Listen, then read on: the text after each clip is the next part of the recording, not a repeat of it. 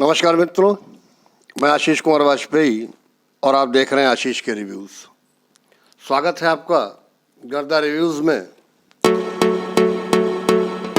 Canada के जो प्रधानमंत्री हैं जस्टिन ट्रूडो, उनका अंडी रोना चालू है भाई, लगातार। वजह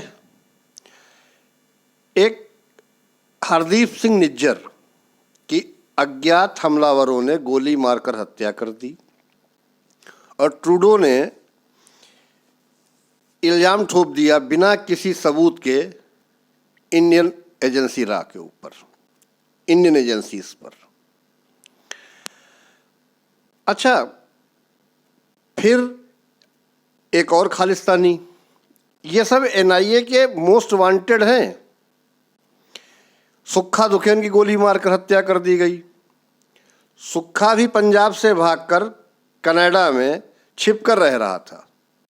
18 से अधिक इसके ऊपर मामले हैं यहाँ लंबित। अब इसका इल्जाम भी तुम थोप दो इंडिया पर। कभी कभी ये जो कैनेडियन है ट्रूडो, ये पप्पू लगता है। और कैसा पप्पू लगता है कि खींच कर ले जाने वाली ट्रॉली उसको सर पे उठा के चल रहा है। देखिए, आइए थोड़ा सा पीछे चलते हैं और क्या क्या हुआ है अब तक, ये आपको बताने का प्रयास करता हूँ शॉर्ट में ही।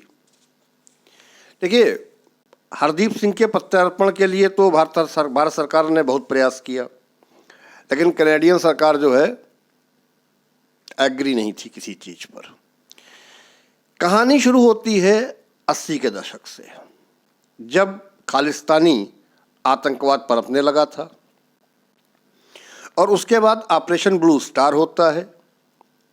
इसी ऑपरेशन के बाद भारत की प्रधानमंत्री स्वर्गीय इंदिरा गांधी को उनके ही कमांडो बॉडीगार्ड्स जो हैं मौत के घाट उतार देते हैं और पंजाब में अब शुरू होता है मिलिटेंसी का दौर। और उस मिलिटेंसी के दौर को हटाने के लिए भी 10 वर्ष के आसपास का समय लगता है और इसमें मुख्य भूमिका निभाते हैं केपीएस गिल और उनके साथी। खालिस्तानी समर्थकों को चुन चुन कर मारते हैं। अब जब यह ऑपरेशन चल रहा था गिल साहब का, इस बीच में ये खालिस्तानी समर्थक थे, ये या तो मारे जा रहे थे या देश छोड़कर भाग रहे थे। ठीक, अब ये जा कहाँ रहे थे? ये जा रहे थे कनाडा, अमेरिका, ऑस्ट्रेलिया, इंग्लैंड।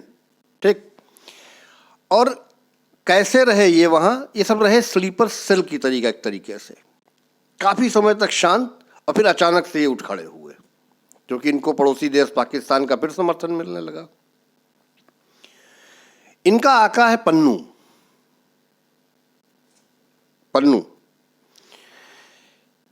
देखिए, ये खालिस्तानी समर्थक कई देशों में, यही नहीं कनाडा, कई देशों में आपने देखा होगा कि समय समय पर ये खालिस्तान की मांग उठाते हैं। अलग पंजाब राष्ट्र की मांग करते हैं, मतलब पंजाब को हिंदुस्तान से अलग करना है, एक अलग राष्ट्र बनाना है जिसका नाम खालिस्तान देना है, जिसके लिए इंदिरा गांधी जी ने अपनी आहुति दे दी, एक तरीके से कहना चाहिए कि ऐसा नहीं होगा। ये अब फिर आग उगल रहे हैं। देखिए, भारत के खिलाफ इनकी आवाज़ जो है, हरदीप सिंह निज्जर तरीके के जो लोग हैं वही उठाते हैं और इनका साथ देता है पन्नू। आज सुखबीर सिंह बादल जी का भी एक बयान आया कि सिखों की गलत छवि बनाई जा रही है, सिखों को आतंकवाद से न जोड़ें वगैरह वगैरह, और भारत की आज़ादी में सिखों के योगदान को न भूलें। इस पर मैं बाद में बात करूंगा क्योंकि यह विषय इतना छोटा नहीं है कि इसको इतनी जल्दी समाप्त किया जा सके।